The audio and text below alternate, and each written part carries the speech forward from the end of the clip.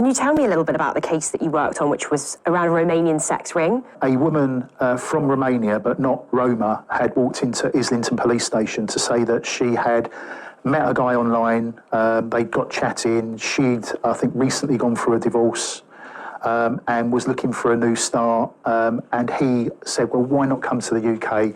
I can find you a job.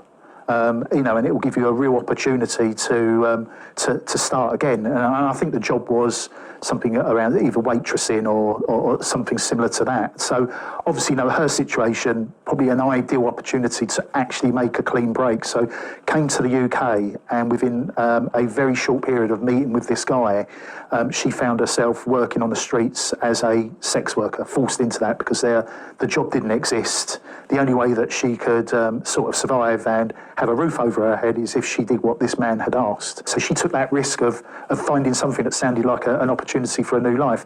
But quite quickly that was turned into a scenario where she was being forced to have sex with men. The next threat will be, well, if you leave, we'll be telling your family that you've come to the UK to work as a sex worker. So playing on that shame and that worry about what family members will think, she ended up staying in that situation. But it was so horrendous that after 2 weeks, she had the confidence to walk into a police station and report what had happened to her. And that was the start of the investigation. So my team then started looking at that individual, identified that he worked with a couple, husband or boyfriend, girlfriend, and quite quickly we identified that this had been going on over a significant period of time. They would have a flat that they would control the women from. So banks and banks of telephones with numbers on the back, and they were the numbers that were advertised for sexual services, either like in the traditional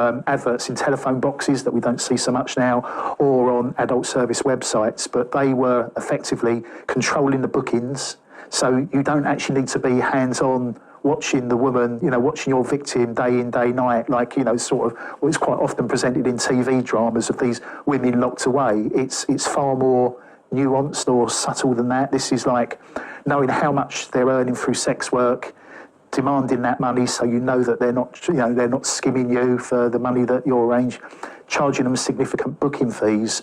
So it's a way of controlling someone without necessarily being hands-on. And most of the women that were working for them were from the Roma community, from the village that they were originally from. So there was that connection.